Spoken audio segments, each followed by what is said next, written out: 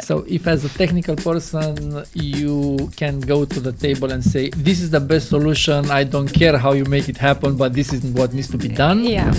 Otherwise, it would have been a project. I would have had to spend a lot of hours to do it. A lot of hours to brief it and then a team to make it happen. Exactly. And convince people that it's worth the investment and so on. We have reached maturity level with our product. We know how much we earn for each sale and for each e-shop, and that has more than doubled in the last few years. So it makes sense for us at this moment to scale. In this episode, we're joined by Anna Mihailo-Prița, Deputy CEO and former CTO of TwoPerformant, a performance marketing marketplace built on a simple rule: marketing is paid only when sales happen.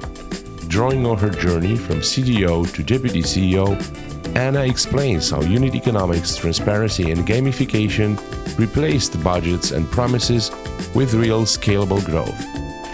REWIRED. Raw, real, unfiltered.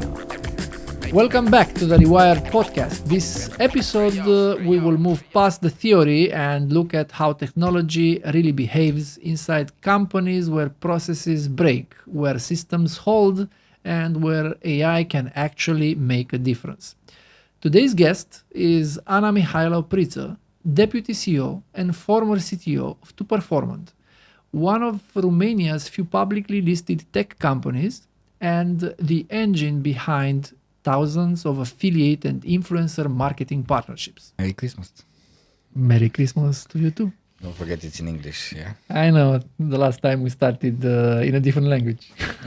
And after 5 minutes you're like, what? What are you doing? We need to speak in English. Oh yeah, start again. So, you want to welcome our guest? Yeah. Thank you very much for accepting our invitation. Thank you for having me. And we have a personal relationship for a lot of time already, and I'm very proud that I'm here with you right now. Right now you are leading a company that is listed on the Romanian stock market, and you are almost CEO in this moment. Yes, I'm Deputy CEO. Deputy CEO. I think I have already 1 month in this role. Congratulations. Thank you. Congratulations. Can you tell me a little bit about what the company is doing and what is the company achieving? We are a technical company. We have developed a product which is, in simple terms, a marketplace for performance marketing. By performance marketing, I mean the model that we use is cost per sale. And in our marketplace, we function like a real economy. We have demand, offer, and liquidity between these two. And in our case, we have marketing specialists, influencers on one side, and on the other side we have e-shops. Mm-hmm. And our product acts like an enabler and a referee for these two parties, and helps them to find themselves, to create partnerships, and it places them in a win-win relationship. Meaning the marketers and the influencers drive traffic for these e-shops in our marketplace, and the e-shops pay the marketing specialists a fee based on the sales value that these marketing specialists generate. So we like to say that our marketplace operates on a fair system, a cost per sale system, very different from the traditional way of doing marketing, in which usually the e-shop goes to an agency, a marketing agency, with a budget, and sees a deck of slides, and in the end a promise that their budget will actually bring them a return of investment that they hope for. Well, in our case, e-shops pay only when they get the return of investment, and they pay a small percentage of that return. So especially nowadays, when the pressure is very high in e-commerce, our model is quite sought after. So practically, you are like a heartbeat monitor on the e-shop market in Romania. Yes, we have to be. We are not a specialist in this, in the relationship between marketers and e-shops, but we do understand the ecosystem that is created between them. So we do understand what traffic sources drive revenue. We do understand what are the challenges that e-shops face. So we try to put in our system all the enablers so that both marketers and e-shops focus on what they know how to do best, on marketing and their business, and we try to, let's say, decentralize all the overhead that comes with marketing, allocating marketing budgets or managing relationships with partners. And right now you have transitioned from the role of CTO to the role of CEO. To the role To of the deputy CEO. How is the transition looking like? How painful it is? Well, I'm pausing a bit because it's something that happened over a long period of time and without intention at first. The context was in such a way in which I had to, without, let's say, wanting or realizing, I had to go beyond my role and get closer to the operational side of the business. And I didn't have the time to, create a strategy, prepare myself. I just stepped in whatever I had to do at that point. And one thing led to another. And fast forward, maybe 12 months later, I discussed with Dorin, the CEO of the company, and we placed ourselves at the beginning of this year on this path of transitioning step by step into what it means to be a deputy CEO. And how is it to be also a woman in this role? Well, I've been a woman most of my life, actually That's my true. entire life. So I don't find it quite, astonishing. To be honest, it's something I got very used with. Since high school, I remember I was in a class that had mostly mathematics and informatics subjects, and I think we were 5 or 6 girls and 15 to 20 boys. So it became like the reality in which I had to live. And after that, also when I attended university, it was the same thing. So again, the same normality. And when I entered the workforce, again, I started as a software engineer. And I remember at my first job, I was the only girl doing development. And then I stepped out of my engineering role and moved more into a management role. And then I started to attend management meetings where, guess what, I was again, maybe not the only, but one of the very few girls or women in that room. So actually, I think I was at an event a few days ago. It was an event with more than 50 participants, and I was the only woman in the room. But it's something that I'm We're kind of used to it. very used with it. Do you feel it as an advantage right now, or it's like is neutral advantage or disadvantage? Yeah, I used to play this game. It's an advantage or it's a disadvantage. I used to play it before I had kids. And at that time, I thought it was always an advantage. because as a young woman, I did not drink, I did not smoke, I was going to the gym, I had good night sleeps. I was always the sharpest in the meeting. I was also very ambitious, while my other colleagues, maybe, I don't know, they spend the late night playing football, or they spend the night having a drink with their friends, and they did not like to have that early 9 a.m. Meeting, while I was there very sharp and very motivated. And at that point, I was thinking, well, I don't see the disadvantage of being a woman, quite the opposite. Mm-hmm. Because I had like 110% of my focus on what I was doing and on taking care of myself. But then that changed when I had my baby girl. And I realized I don't have that 100% all the time. Sometimes I have less than that because, I don't know, maybe a part of me is thinking that, oh, how is she doing in school? Oh, is she feeling better? Maybe she is sick. So now I have to put the extra effort to be to meet my counterparts at the same level.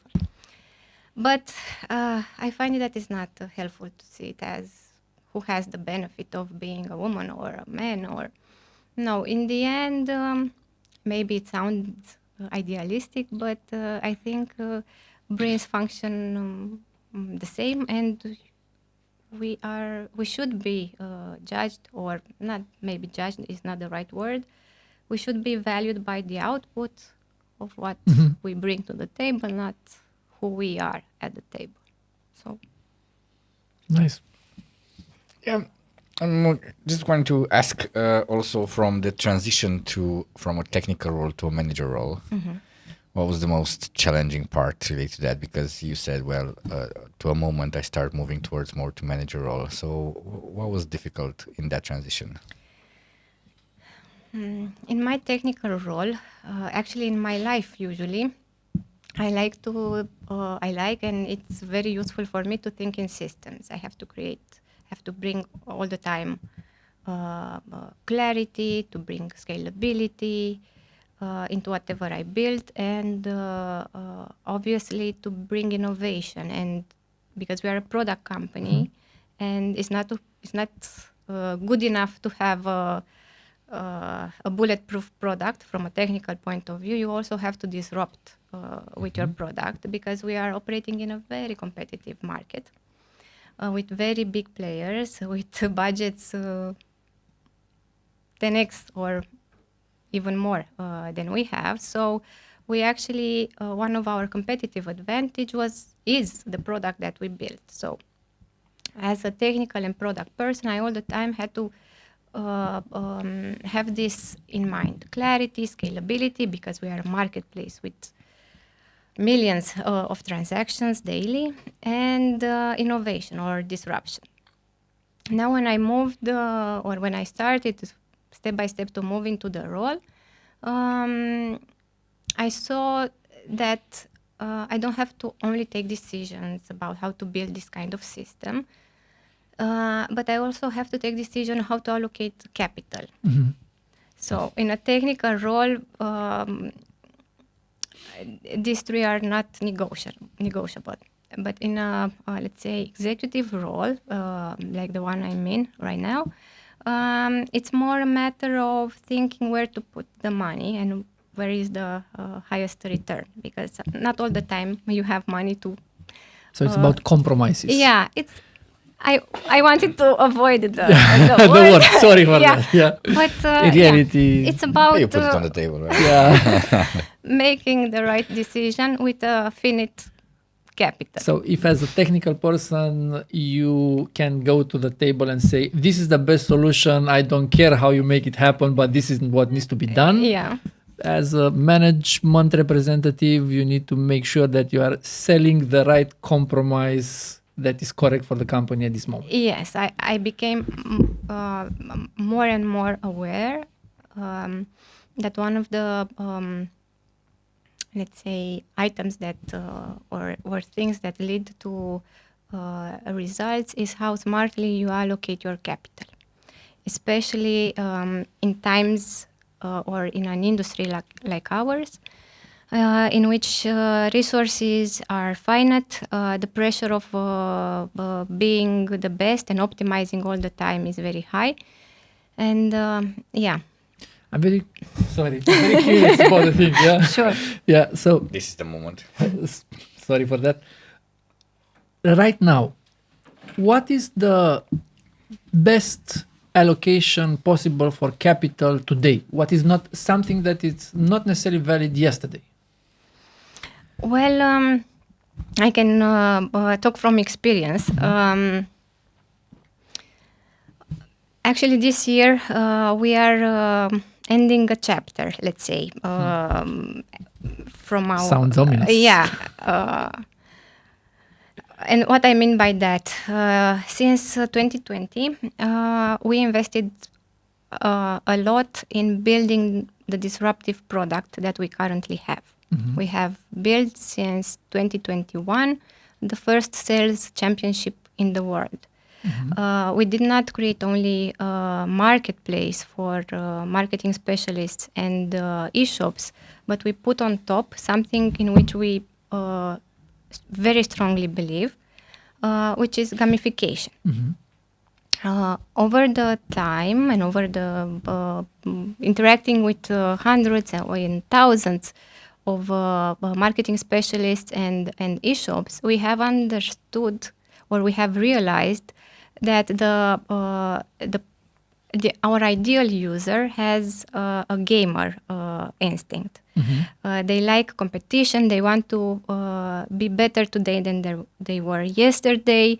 They value very much performance. They respect a good opponent, and they get inspiration from it.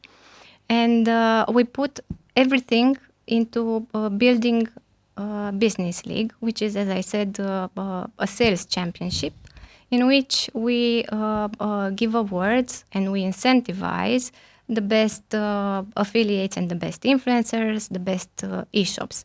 And I'm not talking only about having a ranking, that updates from time to time. I'm talking about almost real-time rankings, Hall of Fames, very interesting, I would say, gaming dynamics. We have different challenges that trigger motivation on different marketing and e-commerce indicators. And in 2023, when we ran the full season of Business League, actually it was the best year that we had until then. So it was a very, it was a validation for us that we are on the right path with implementing gamification in this kind of marketplace ecosystem. And we did that, as I said, for 5 years. We got to 2025, a year in which our product is not perfect. We still have a lot of things to do to finalize our vision. Maybe we will never get there to have the full vision, but we have a mature product.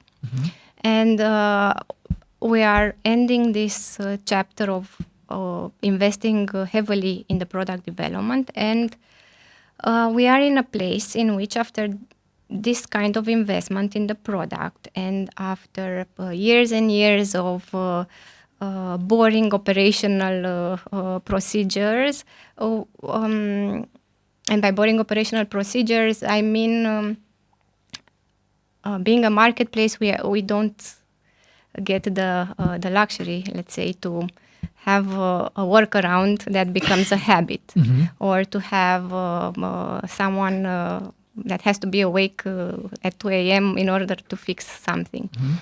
So we have built this very robust product, but also way of working and operating.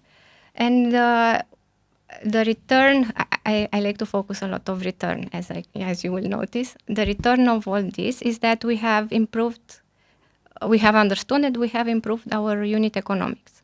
So we are in the place in which scaling, investing in scaling, in bringing more e-shops, more affiliates, is the best thing to do.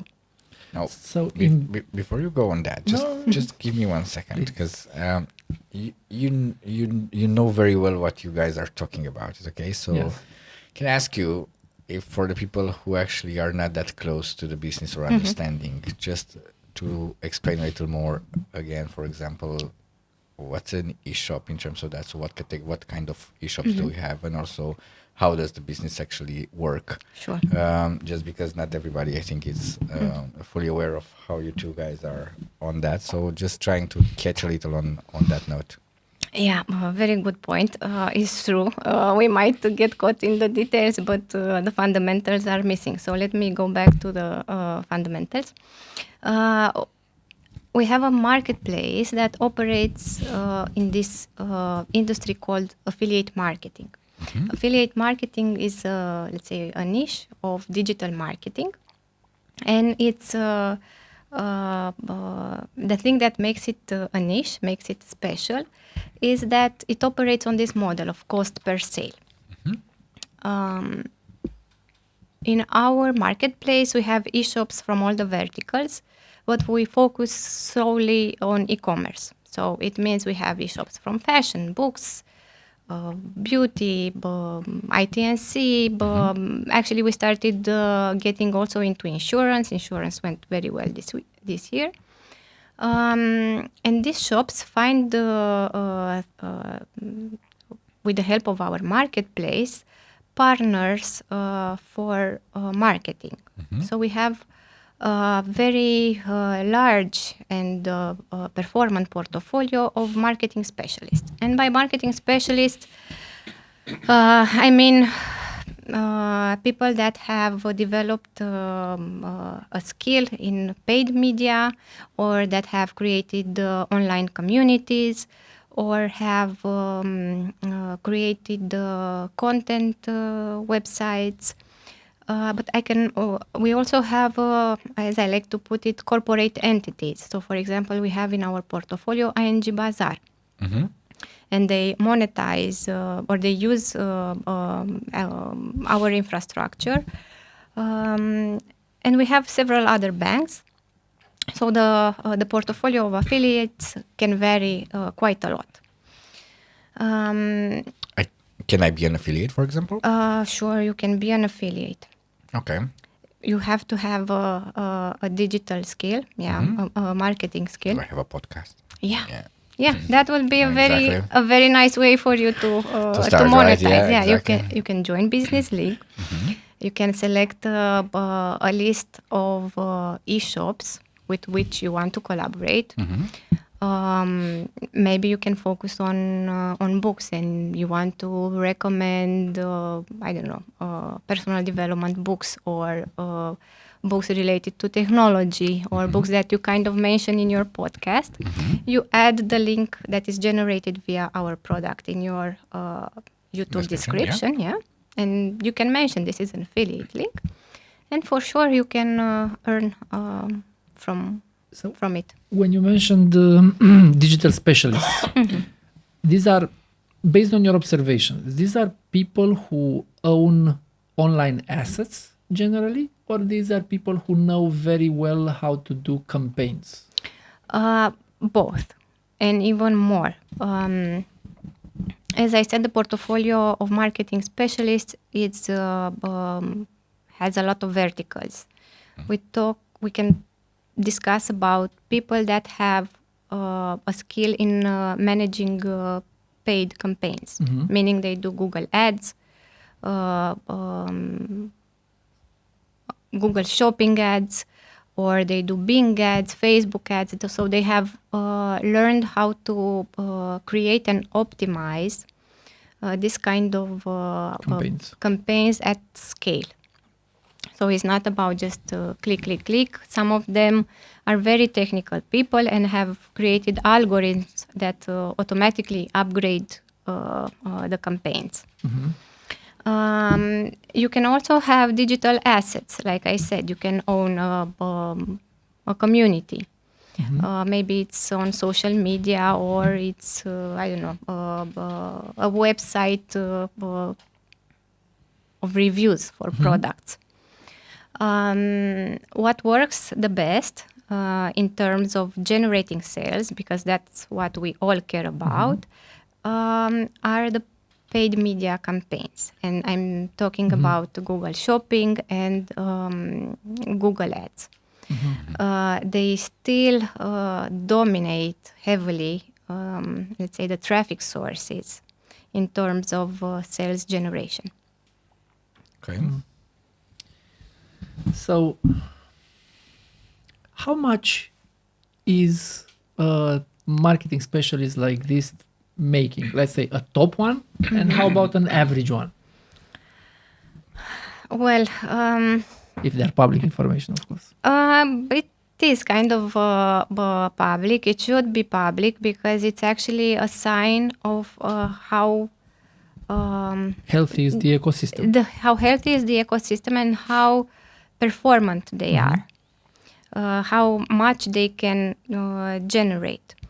So we have, you can earn from, I don't know, maybe close to $100,000 per or euros per month to a few hundreds. And the average? What is the average? The average it's more on the lower side. In our ecosystem, we have split both e-shops and marketing specialists in business levels. So we have unicorns, the ones that usually generate... The 100K ones? Yeah, exactly. Usually generate more than 10,000 sales per month. Up to newcomers. So we have unicorns, corporations, companies, startups, freelancers, and newcomers. And newcomers are the ones that just entered the arena, the championship, and they hope that one day they will get to be unicorns. So coming back to your question, in our in Business League, we have more than 2,000 affiliates, but unicorns, we have only 5. Okay.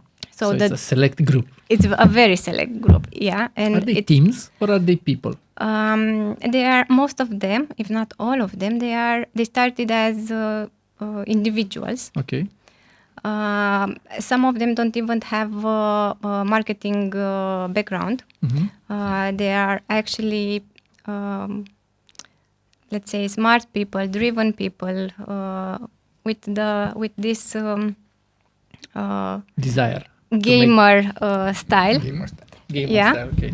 That only through their effort become unicorns. I'm curious, how did you get off the idea to start the league? And, exploit is a bad word, but actually it's in a positive way used here. So use this really nice, deep motivation that we all have in terms of play. So how the idea came to create that league? The platform had from the beginning this gamification DNA. Even before we had Business League, we didn't just list alphabetically e-shops and marketing specialists. We had a ranking. It was not as transparent as it is right now, and it did not have all the dynamic that it has now, but it was there from the start. So I would say it was as I said, it was in the DNA. It was the first spark. It has some gamification in it, or it has, let's say, maybe not gamification, but it had that need to show and display performance. After I joined, to be honest, I don't remember how the spark that generated the league came, but I remember being in a meeting with Dorin, our CEO, and he really wanted to create, to put affiliates in a game. And we did that pilot. We did not put it in the product. at the beginning, it was An Excel-driven pilot. it was absolutely 100% an Excel-driven pilot. And to be honest, it was not a bad idea, because you have to first prove the return of the investment, then before putting the money the on the resources. Exactly. So it was an Excel-driven project, but what we noticed is that in the borders of that first game, even if it was in an Excel, affiliates outperformed their normal behavior by far. By far, meaning By like far. 30% or Yeah, like 100%? more than that. More than that, it was distributed, but they obtained some spectacular results. Interesting. You put a stake or something there on the table, which doesn't necessarily need to be material. And Did you put a people start stake? It's like did you Yeah, put some it was- prizes? yes. How relevant were the prizes? I'm talking from motivational point of view. They were, I don't remember the exact value, but they were not insignificant. So there was a real gain for them. Stake in Yes. the... Yeah.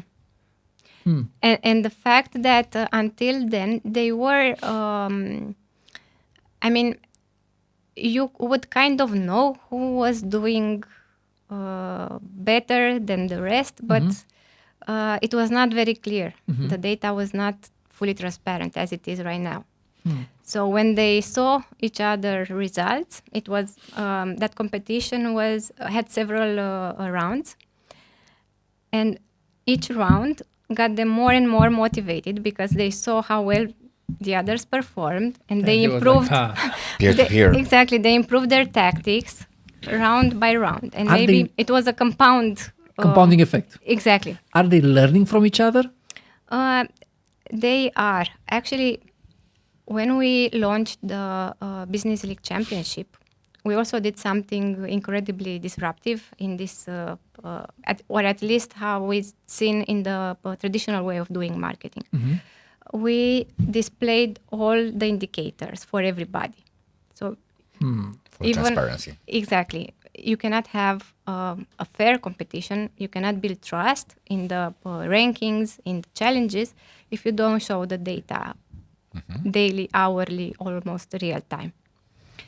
And before we did that, we actually had a few moments of thinking, will this break us or not? And we had people coming to us and saying, don't do that, because all e-shops will leave. What was the most contended data that you shown?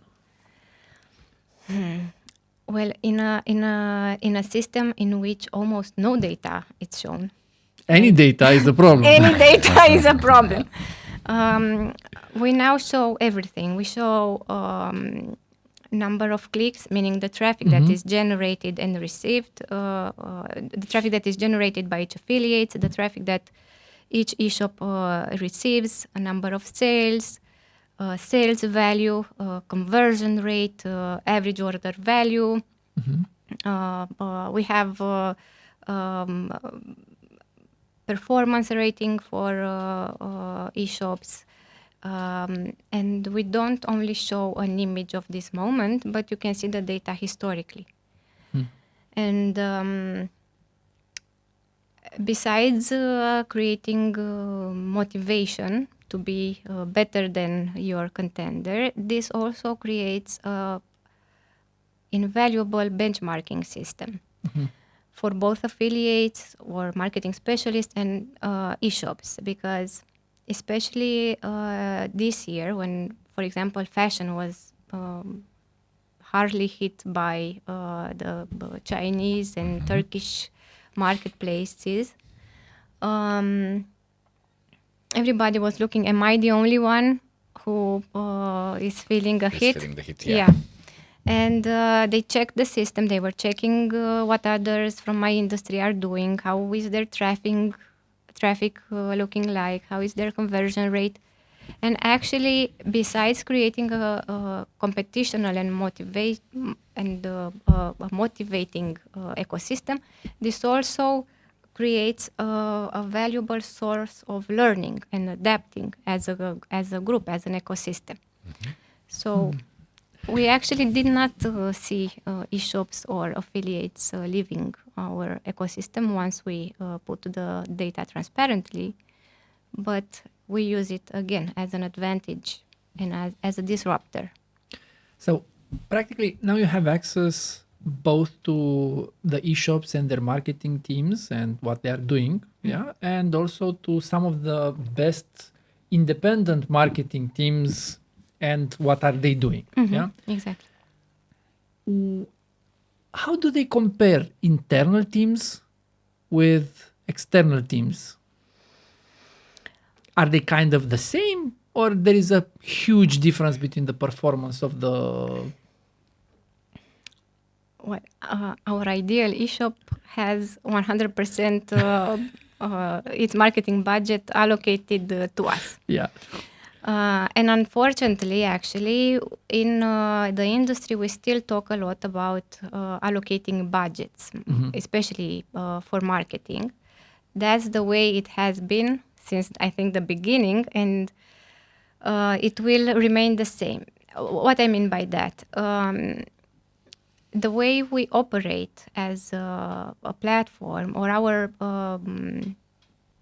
business model is not actually a budget.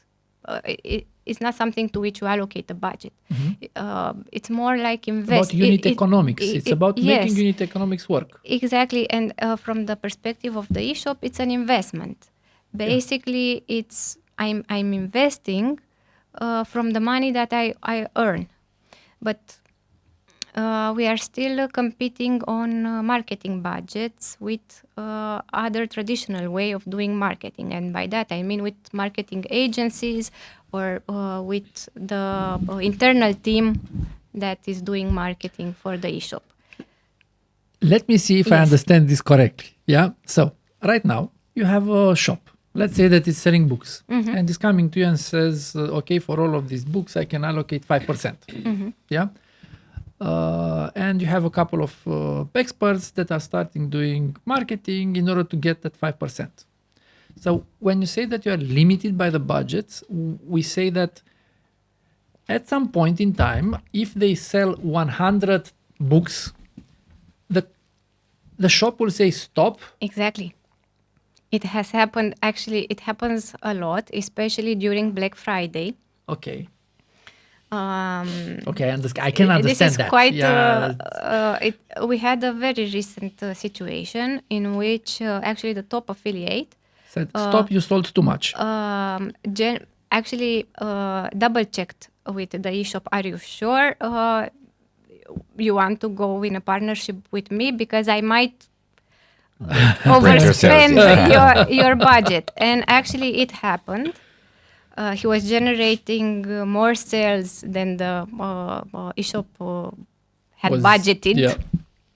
And the e-shop called the affiliate and asked to stop because it's we are getting too many sales. Are you doing also for, let's say, are you representing also shops from outside of Romania or only Romania? Most of our portfolio is local. We have around 15% of our total revenue from e-shops from outside of Romania. Are you selling also electronic products? Yes. There are e-shops that are from this vertical, IT and C. When I'm saying electronic products, sorry, I didn't ask correctly. Like electronic delivery products, like let's say selling a piece of software, like selling an audiobook or selling something like this. No. Okay. We are 99.9% focused on physical goods. Yes. Okay. Although, as I said, insurance is one vertical that kind of took off this year. What we have around car insurance and apartment insurance. We did not have e-shops from this vertical, and I think we do have around 5 of them for which we started this year, for which we generate hundreds of insurance sales monthly. So if we look at the percentage growth, it's spectacular, even if the numbers are still small. But that's a sign for us that we might need to pay a bit more attention to this vertical. I liked when you referred to traditional way of doing marketing. Then you mentioned the internal team. I'd just like to move a little discussion in terms of how do you see the future? So how do you think all these discussions and technology related to AI is going to help the business that you're running? Or do you see any risk related to that? A lot have been said on this topic. Maybe I'm not going to say anything new, but at least I'm bringing the perspective from the e-commerce or marketing industry. AI, it's heavily used can be heavily used by marketing specialists, and quite a lot of them from our portfolio have already started to use AI in many, many ways, from automating, as I said, the paid media campaigns to creating aggregator websites, meaning websites that have products from different e-shops, and offering a vocal AI assistant that can guide you through thousands and thousands of products. So you as a client don't spend 20 minutes or 30 minutes finding the right TV for you, but you talk directly with an AI agent that displays the products for you. So you save quite a lot of time.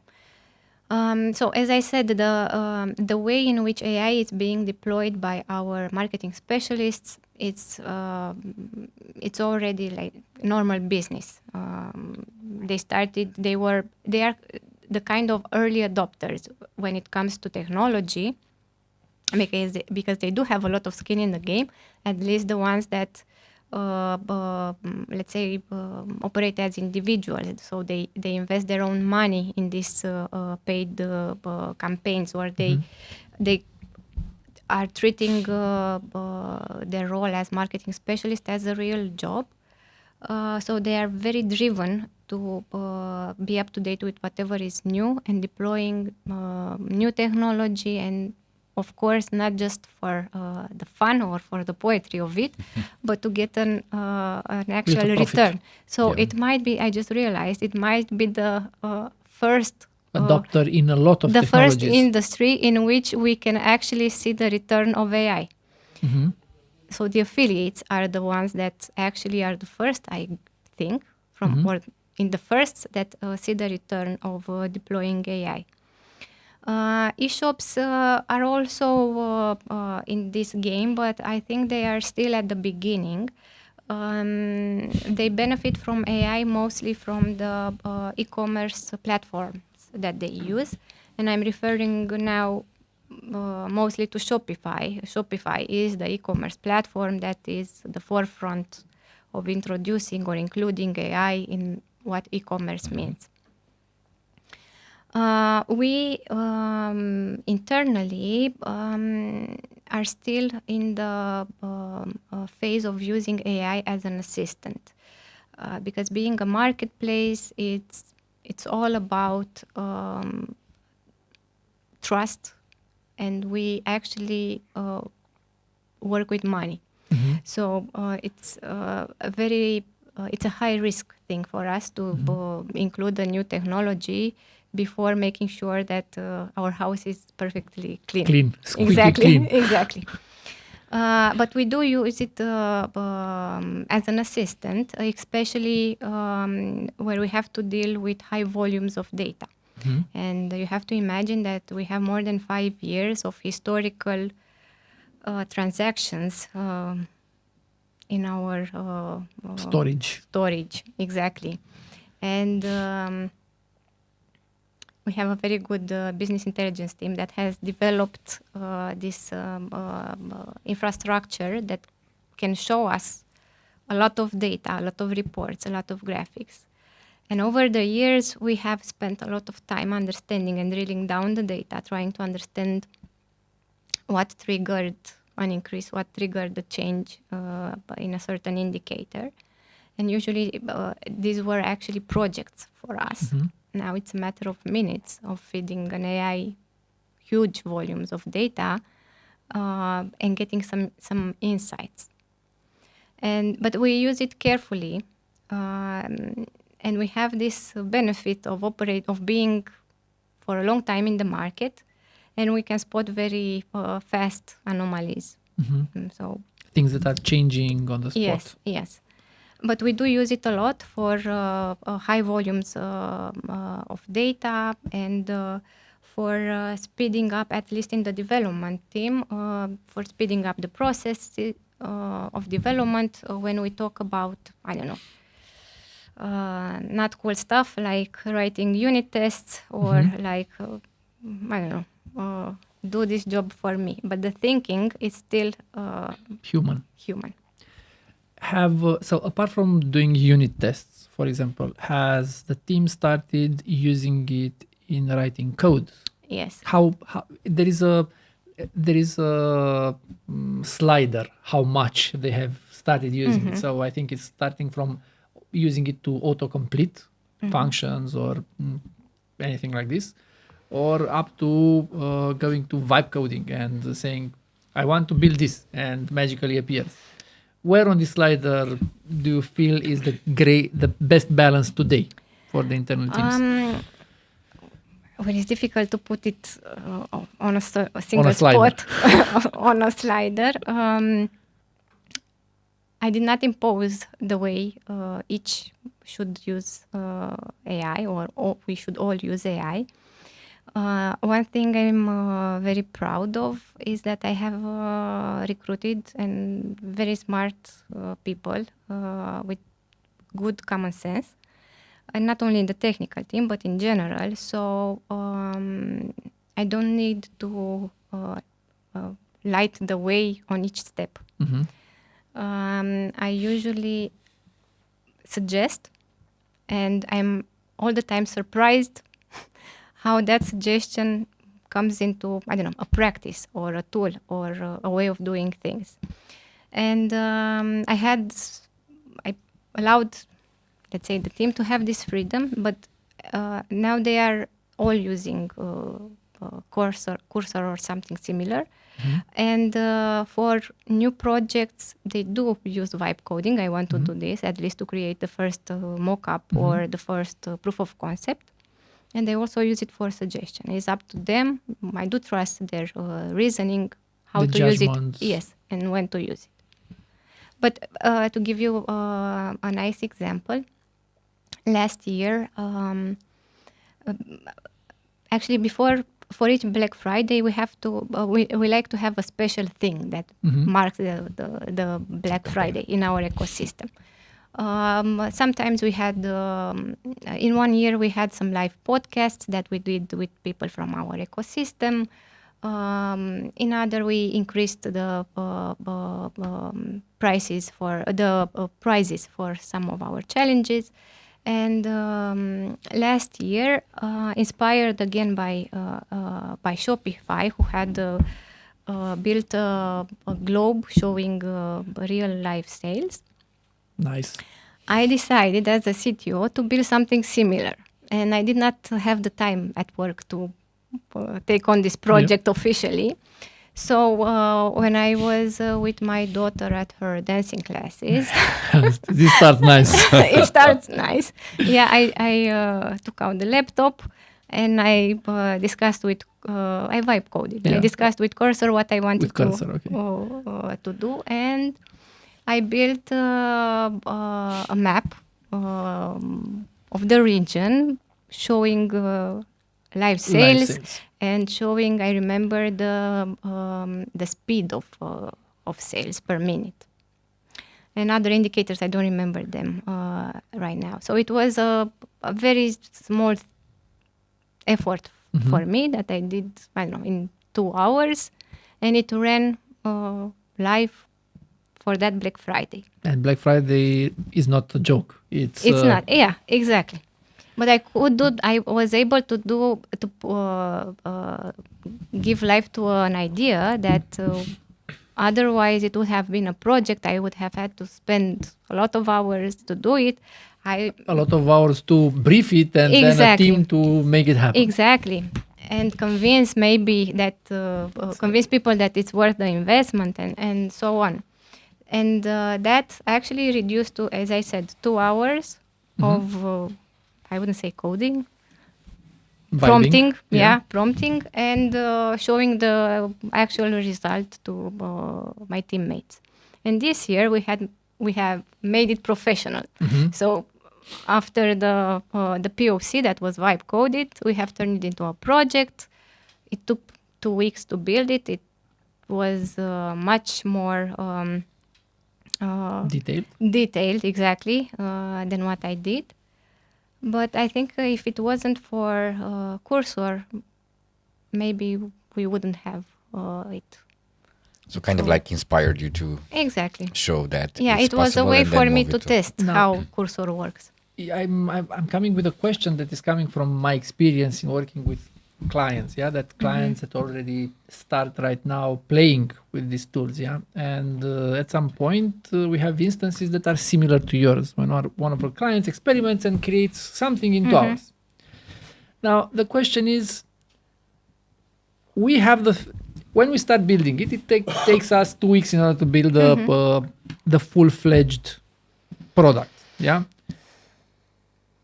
First thing is, how do I explain it to a client, or how does the team explain it to you that you've done it in 2 hours, but in order to build it in the real way, now it takes 2 weeks, considering that your vibe coded version, it was able to go through fire and storm during a Black Friday. That's a difficult conversation you need to have. As a technical person, I mean, I knew the risks. So I knew from the beginning that it has to be scalable, it has to be robust, it doesn't have to interfere with all the other services that we have in place and need to be 100% available during Black Friday.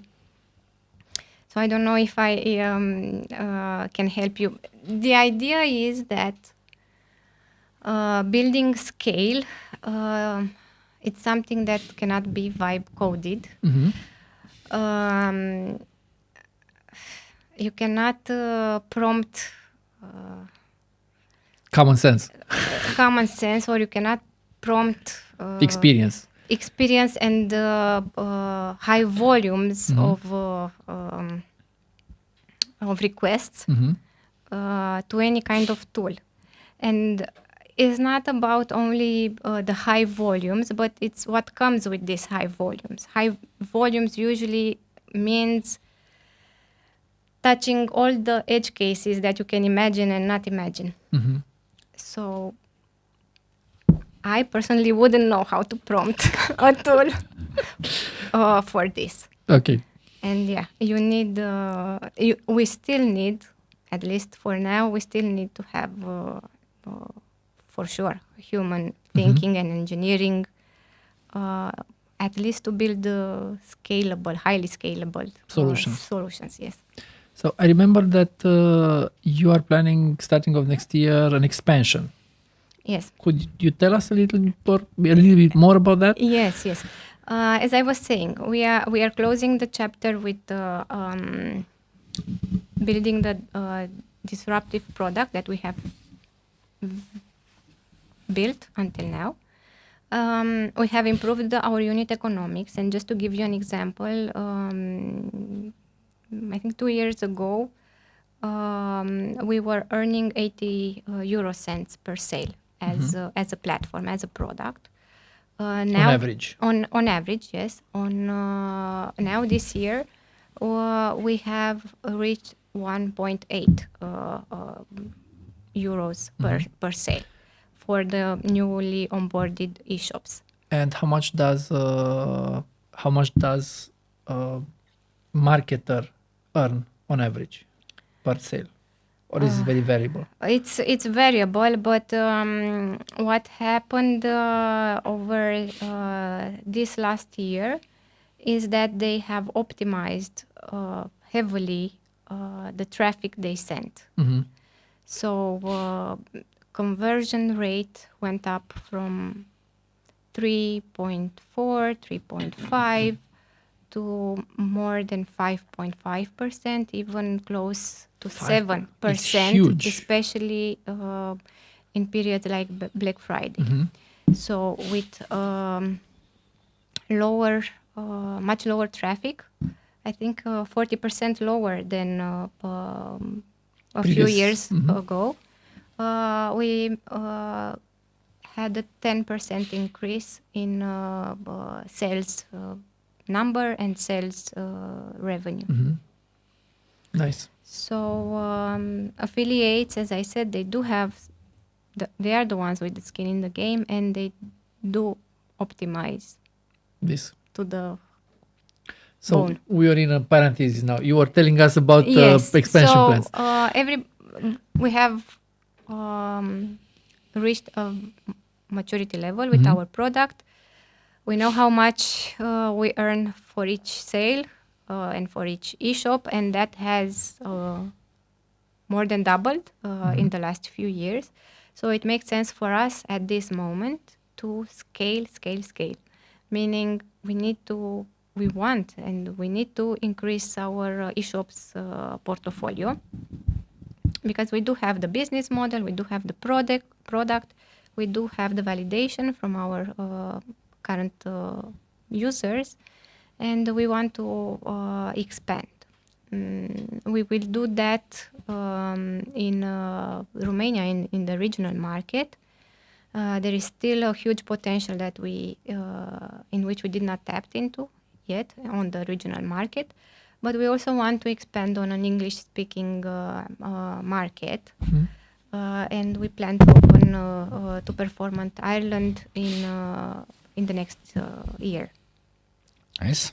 Yeah, and for all these projects to come to life, we plan to raise capital in January, and we want to invest half of the money on scaling on the regional market and half on opening business league in Ireland. So when you're going to do that, how is that going to feel for you personally? Well, I think we have to be in the place where we were meant to be. From the beginning, our platform was not localized to the Romanian market or to any regional market. It was 100% English meant product. We had from the beginning several currencies in our platform, not only RON, we work also with euros. So being a product company, it doesn't make sense for us to operate locally and regionally only. Mm-hmm. So we see Ireland as a first step for us to scale on English-speaking markets. Okay. And we chose Ireland from, I think, obvious reasons. They are in the European Union. They are a country in which being digital, it's very normal. In Romania, not everybody orders online, but in Ireland, they do. They have good beer. They have good beer, of course. They have 3 times they have 3 times less people than we do, but they have a market. As population, right? Yes. Yeah. They have the same market as we have in terms of. So a lot of penetration. Yeah, exactly. A lot of penetration, and we see it as a first step to go over the ocean. Are there similar players with you on a regional level that have the same type of a gamification approach? No, not as far as I know. We are the only one who have this approach. As I said, it was not common to have this approach that implies, of course, data transparency. Our competitors that operate on a European level or on a global level usually have years and years of relations with big players that are not willing to budge. To budge, yes. And to be honest, I really doubt they will ever do. So they are mostly acting like an agency with a tracking tool. And we, as I said, we really want to disrupt this way of working. And we want to be a product-first company, not an agency with a tracking tool. Any last question before we go to the final part? Yeah. So, when you'll be launching in Ireland, me as a marketer from Romania that I have played the Romanian game, I will be empowered to go also and play the same game in Ireland. Yes. But we do already have in our portfolio e-shops from other countries. And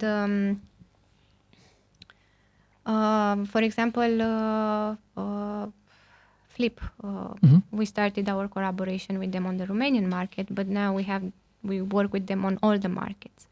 And our affiliates, at least a part of them, they can easily scale on any market. As I said, they are early adopters in what it means technology, in what it means market trends. And for them, it's just a matter of, I don't know, maybe not seconds, but they can very fast adapt to and implement to a new market. Exactly. What are the marketers, what are they limited by? Are they limited by the money that they have available, by the time that they have available? For example, the marketers that are very good at paid campaigns, they have to invest their own money into the campaigns, and they have to be so good at creating and managing these campaigns so that they generate sales and revenue to cover their expenses. So it's a very narrow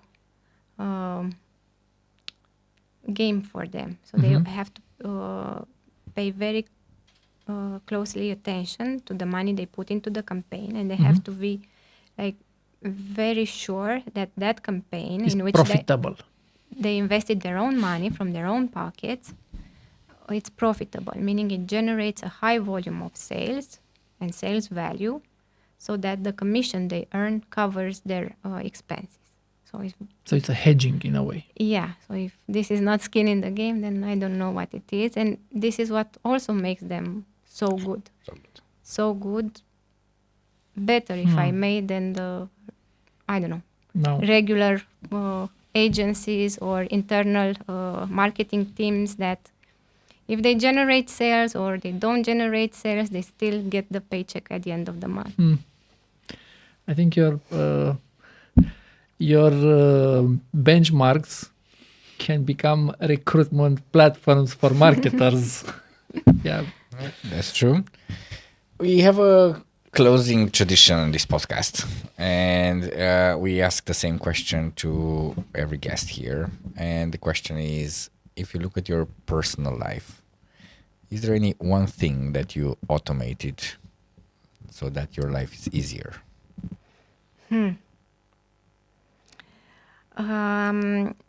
Maybe it's not automation in the full sense of the word, but I used to spend a lot of time to plan and research for family vacations, where we should stay, what should we do every day, what are the itineraries, and every vacation came with this, I have to plan, I have to find the time to research, read, understand how the vacation will be, especially now with a kid. Things are not that, cannot be so unplanned. And I managed to save a lot of time using AI to plan my vacation. It generates the best activities for my daughter. It generates maps for our short travels, finds the best offer. So it's when I have to go on a vacation now, I don't have that feeling. Oh, I have to plan I have now. the burden. Yeah, the burden. Now it's just I'm enjoying the vacation because I know that in 5 or 10 minutes I have the full week planned and prepared. Very nice. Nice. Thank you very much for everything you shared. I'm fascinated by the business that you talked about it with so much passion. I have another hour of questions. Yeah, for the second no, episode, it's okay. when she's opening Ireland, we Yeah. can call her back. Yeah, I would love to come after we open Ireland. And I'm waiting for you to join the platform as an affiliate. Yeah, with the podcast. Maybe yeah. in 1 year you will be our unicorn. Yeah, that's easy peasy. Sounds Yeah, good. exactly. So thank you very much again. Hope you also enjoy it. Very much. Thank you for having me. Thank you very much. Hey, yo.